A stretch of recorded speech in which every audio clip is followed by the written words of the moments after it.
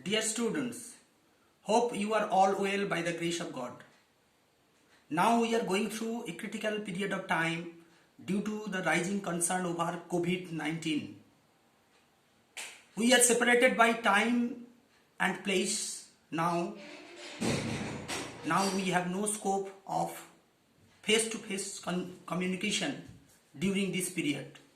So we have no classroom interactions. Today, I have decided to communicate with you through this social medium.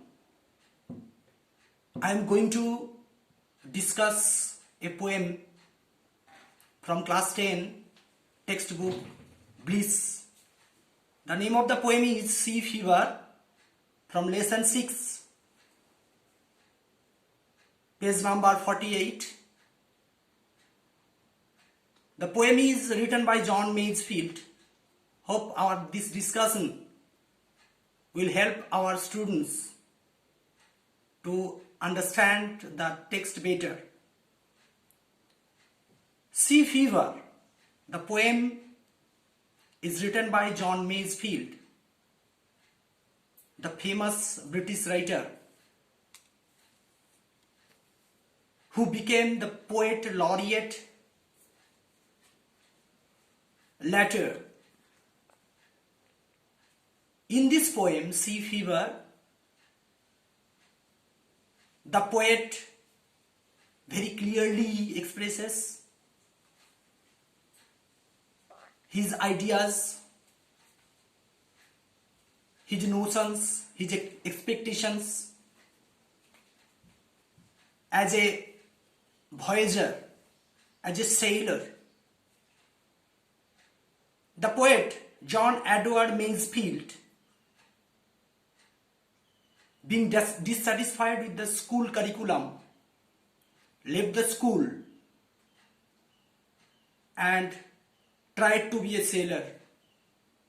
He became successful as a voyager, and from his long sea journeys, he experienced a lot about sea and sea voyage. Here is a poem named Sea Fever, where the poet expresses his anticipation before a sea voyage. The very title Sea Fever suggests the rising excitement. The very word fever suggests the rising of temperature of the body. Here, the temperature is rising out of excitement. The poet is so excited to go to the sea. He is anticipating a tremendous and exciting sea voyage. He has an eagerness for the sea. He is expecting to go to the sea with a hope to reach his destination. So, the title Sea Fever indicates the poet's strong desire, thirst for voyage, for adventure, to explore the nature.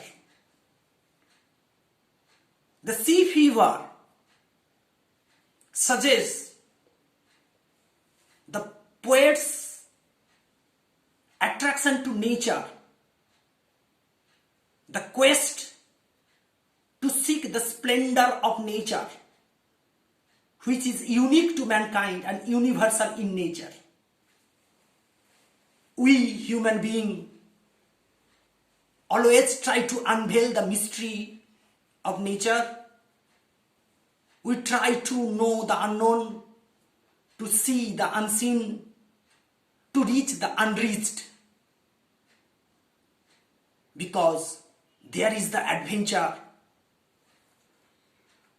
So we always expect, we always want to do something so that something new can be revealed. The poem Sea Fever is a unique work of John Masefield, where the poet uses various poetic devices like personification, imagery, and symbolism to express varieties of ideas. From the outset of the poem is about a journey. In the 3 stanzas of the whole poem comprises of 12 lines. In each stanza there are 4 lines of 2 rhyming couplets. The rhyme scheme is AA, BB, CC, DD, EE, FF. The passionate description of the seascapes reveals the poet's quest for the sea voyage, his eternal desire and thirst for the unveiling of the wonder of nature. He himself, being a voyager, loves the sea very much, and this adventurous journey on sea gives him pleasure and satisfies his mind. So the poet wants to go to the seas again. The poet can be called the advocate of our life. In this poem Sea Fever, the poet unified the total span of human life, beginning from the birth till death, that is the end of life. It is the total journey where there is expectation and predictions. The poem states the poet's feeling before the journey, during the journey, and after the journey. That is, the poet present situation, longing, the poet desire what to do and what he expects as the final result or outcome of this journey. So the 3 stanzas depict different ideas before the journey, during the journey, and after the journey. Now read the text and try to comprehend the meaning. I must go down to the seas again, to the lonely sea and the sky, and all I ask is a tall sea and a star to steer her by, and the wheels kick and the wind song and the white sails shaking, and a grey mist on the sea's face and a grey dawn breaking. I must go down to the seas again, for the call of the running tide is a wild call and a clear call that may not be denied. And all I ask is a windy day with the white clouds flying, and the flung spray and the blown spume and the seagulls crying. I must go down to the seas again, to the vagrant gypsy life, to the gull's way and the whale's way, where the wind is like a whetted knife. And all I ask is a merry yawn from a laughing fellow rover, and quiet sleep and a sweet dream when the long trek is over. Now read the poem silently. I am giving you some word notes for your easy reference to understand the meaning of the poem. Then I am giving you the prose rendering of each line. Then we will move to analyzing each line, explaining in detail. There are some words given in your books in word nest portion like steer, spume, wetted, yarn, failure over and trick. Steer means to control the direction of movement. Spume means foam or bubbles. Wetted means serpent. Yarn means tail. Failure over means accompanying sailor. Trick means journey. Gypsy means a nomadic tribe. Plum spray means water expelled by the sieve. Denied means refused. Wild call means loud and clear invitation through calling.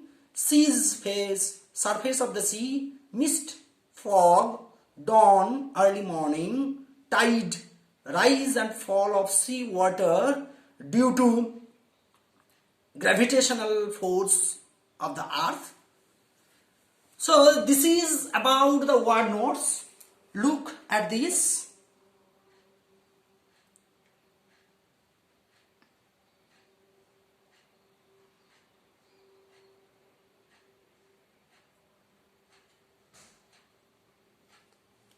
Now step by step, line by line, prose renderings like this. The poet is determined to go down to the seas again, to the lonely sea, and his limit is only the sky. Only he wants a long, big, sturdy ship and a star to show him the way. The poet expects to face the kick of the wheel. He wants to listen to the wind song, and he would visualize the white sails shaking. At that time, the poet expects the grey dawn will begin with the grey mist covering the sea's face. The poet putting emphasis on his sea voyage again because he cannot deny the wild and clear call of the running tide. He only desires a windy day with white clouds flying. He also expects and ready to face the flying spray and blown spume. At the same time, he will listen to the cries of the seagulls flying over the sea. The poet again repeating the line, I must go down to the seas again, to put emphasis on his desire. And he wants to welcome the vagrant gypsy life. He wants to follow the ways of gull and the whale. He wants to reach that place which is so cold, where the wind cuts the body like a serpent knife. The poet expects to hear a happy tale from his companion sailor during the course of the journey, and after the journey is over, he wants a quiet sleep and a sweet dream. This is the prose rendering of the poem. Now analysis in depth. From the very beginning, the poet states, I must go down to the seas again. The very word must. Modal suggests the certainty, the firm determination of the poet to go to the seas again. The very word again suggests the poet is not going to the sea for the first time. The sea is lonely. That means the road is not smooth and there is no companion to support during this adventurous journey over the dark sea. And the sky refers to the limit of the journey. The sky is the limit. The sky is the destination of this journey, because whenever we are on sea, looking forward, we can see the sky is touched at a point in the sea. That is the horizon. Whenever we are moving forward, we see the horizon is moving also simultaneously. So there is no limit of this voyage. So the sky suggests the limitless journey or the voyage. The poet wants a tall ship, that is a strong and sturdy ship, to tackle the challenge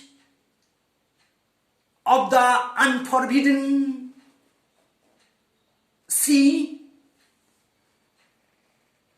The sea is very cruel. The sea is very violent. The sea poses various challenges before the poet. So the poet needs a strong ship to face the challenges imposed by the violent storm and winds, violent waves. The poet also wants a star, the sun in the day and the pole star at night, to show him the direction, to guide him during his voyage. The poet is ready to face the challenge, the reverse effect of the waves pulling the ship, and the poet facing the kick of the wheel, steering wheel. At the same time, the poet will hear the song of the blowing wind, which will enable the poet to move forward. The poet will be happy to see the white sails are shaking due to the wind. At the same time, the poet is expecting that the grey mist over the sea will be over with the breaking of the dawn. The sun is rising. The very word grey is a symbolic significance here, has its symbolic significance here. Grey suggests hopelessness, despair, the grey sea. The mist is grey and the dawn is grey. The very word grey suggests hopelessness. There is no hope of success. There are various obstacles during this journey, but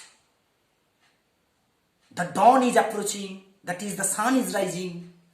It is the ray of hope. The poet is hoping to go to the sea voyage at the breaking of the dawn in the early morning. The poet is willing to go to the sea again from his heart, because as a lover of sea, as a voyager, he cannot resist himself. He cannot control himself. He cannot refuse the wild and clear call of the running tide.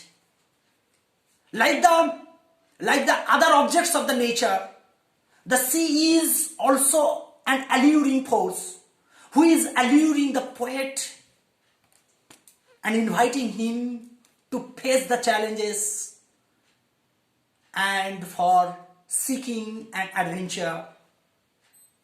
So the poet will go to the seas again, only he wants a windy day which will enable him to move his ship smoothly and white clouds flying. White clouds symbolizes fair weather.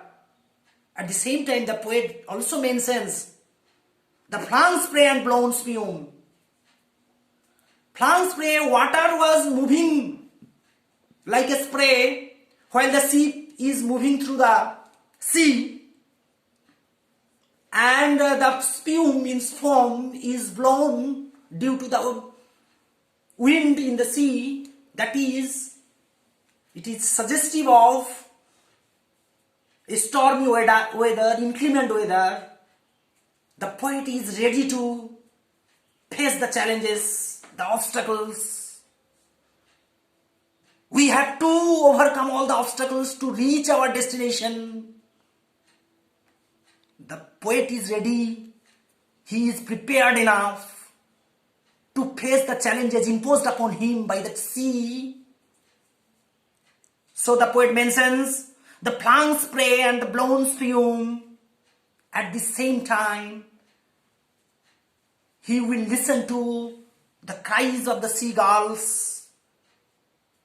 The poet wishes to go to the seas again to follow the life of vagrant gypsy. The very word vagrant means vagabond, and gypsy is a nomadic type, especially of Asia. So they are nomadic type, wanderer tribe. They travel from one place to another place freely. They have no fixed home. The poet is also dissatisfied with his domestic life. He is not satisfied with this crowded life. He is fond of adventurous life. So he prefers the life of vagrant gypsy, where there is adventure and freedom of life, to unveil the mystery of nature. So that there is no specific way, there is not known way which he is going to follow. The poet is taking the road which is not taken ever. He is going to follow the way of the gulls. The gulls are flying over his head. The poet is following this way. Under the water there was whale. The poet wishes to follow the whale's way and wants to reach the point where the wind is very cold, while the chilly wind cut across its body. It is like a serpent knife. So the reference is to the cold north wind. The poet has not much expectation. He has only a small expectation that he wants to listen to a happy tale from his accompanying sailor, co-sailor, voyager, a happy tale. The sailor must be smiling, charming, pleasurable. After this tireless journey, the poet wants to take rest peacefully with sweet dream in reminiscence of his tremendous journey. Sea Fever is a poem with a symbolic significance, and it is rich in sensual imagery. The poet has used different images which are sensible to all senses. There are audible voices like the seagulls crying, wind song. There are sensual beauty over the seas, like the grey mist on the sea's face. The scene is spectacular. The nature is alluring. The sea is mysterious. And the poet is on adventure on the sea, on his boat. This journey on sea is symbolic, and it is very much to our own life, related to the life cycle of human being. When we born as a child, we start our journey over the life of sea. We begin the sunrise, the breaking of the dawn suggests our birth, beginning of our life's journey, and we move forward over the vast sea, that is the sea of life, the lifespan. We have to face challenges imposed upon us by our destiny, that is the violent, the turbulent sea. We have to face the challenges, we have to overcome the obstacles to reach our destination, to reach our goal, overcoming all the problems before us. So this life's journey is the activity based. We have to perform various duties as a human being during the course of our journey. And this journey is not only smooth, it is a rough and smooth journey, like the journey over sea. When the lifespan is over, we become old, old age comes, and we want to take rest. We are tired enough after the long journey. We want quiet sleep. So death comes and snatches our life. And our journey starts here again for the afterlife. The journey of our mundane world ends here. The journey of our afterlife starts here. The end of the journey further gives birth to another journey, afterlife. Death is the brother of sleep. When we die, we take eternal rest, eternal sleep. Man never rises from that sleep. So when the lifespan is over, we start our final journey towards the eternal abode, for eternal peace and rest in heaven, with the sweet memories to cherish in our mind. It is the symbolic significance of the whole journey. So dear students, hope you have really enjoyed the poem and understand the details of the poem. If you face any problem, please feel free to ask me over telephone, WhatsApp, inbox me whenever required. God bless you all. Be safe. Stay home. Thank you.